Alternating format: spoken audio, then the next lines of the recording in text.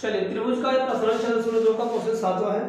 Question 7वां क्या कह रहा है कि प्रमेय 6.1 का प्रयोग करते हुए सिद्ध कीजिए कि एक त्रिभुज की भुजा के मध्य बिंदु से होकर दूसरी भुजा के समांतर खींची गई रेखा तीसरी भुजा को समद्विभाजित करती है ना। तो ये क्या कह रहा है, ये फिगर इस तरह बनाया गया है कि एबीसी में कोई त्रिभुज दे रखा है, एक भुजा का मध्य बिंदु और इसके समांतर जो खींची जाएगी रेखा सिद्ध मुझे ये करना है कि इसका क्या हो जाएगा, ये मध्य बिंदु को मतलब ये सिद्ध करना है ये वाला। तो ये प्रश्न जो दिया है मेरे को दिया क्या है, एक त्रिभुज दिया एबीसी, इसमें क्या क्या है, जो पी बिंदु है वह ए बी भुजा का क्या है, मध्य बिंदु है। अगर ये मध्य बिंदु है मतलब क्या हो जाएगा, A P is equal to P B, समीकरण एक। और दूसरा क्या दे रखा है, ये जो रेखा है पी की जो होगा वो पैरेलल किसके है, आपका बीसी का है।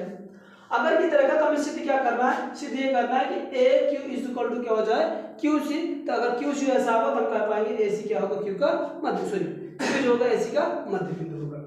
तो अब इसको मुझे प्रमाण सिद्ध करना है कि A Q is equal to Q C, यानी कहने का मतलब क्यू क्या होगा, ए सी का मध्य बिंदु होगा। अब प्रमाण करना हमें, यानी सिद्ध करना, प्रूव करना है क्या, अगर एबीसी से हम लेके चले, एक त्रिभुज एबीसी में हम लेके चले तो हमें जो दिया उसको लिखेंगे। अगर पी मध्य बिंदु है तो लिखेंगे क्या, A P is equal to P B, समीकरण ए को, क्योंकि ये मध्य बिंदु है ये दोनों आपस में बराबर होंगे। और दूसरा दे रखा था पी क्यू पैरेलल किसका दे रखा था, बीसी का दे रखा था, ये बीसी होगा।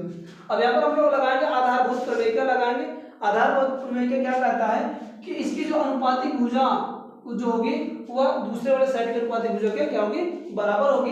क्या समझ लगाएंगे क्या, ए क्यू अपान का Q C is equal to A P upon का पी बी का, ये आधारभूत प्रमेय का है। ये मैंने लिखा, इसमें हम क्या किए, ए क्यू अपान का Q C is equal to A P upon का इस बीपी के स्थान पर ए पी की समीकरण एक से, क्योंकि A P is equal to BP दोनों बराबर थे। ये कैंसिल आउट हो जाएगा, एक होगा ए क्यू इक्वल ए क्यू अपान का क्यू सी इक्वल टू 1 बचेगा। इसका क्रॉस मल्टीप्लिकेशन करेंगे ए क्यू इक्वल टू क्या आ जाएगा, क्यू सी आएगा। और इसका मतलब क्या है, ये तो जो आपको लिखा है इसको आपको दिख लेना।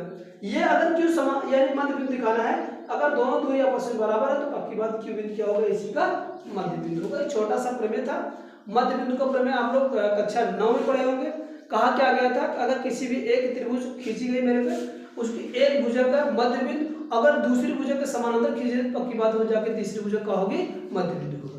या तो ऐसा उल्टा था कि एक त्रिभुज का मध्य दो त्रिभुज यानी दो भुजाओं के मध्य बिंदु से मिलाने में जो रेखा होगी तीसरी भुजा क्या होती है, हमेशा समानांतर होती थी, है ना। ये प्रमेय पढ़े थे। तो इसमें से पहला वाला था हम लोग का कि अगर एक भुजा का मध्य बिंदु और दूसरी भुजा के समांतर खींची जा रही रेखा कोई, तो पक्की बात है तीसरी भुजा क्या होगी जाके, वो मध्य बिंदु बनेगा, मिड पॉइंट बनेगा।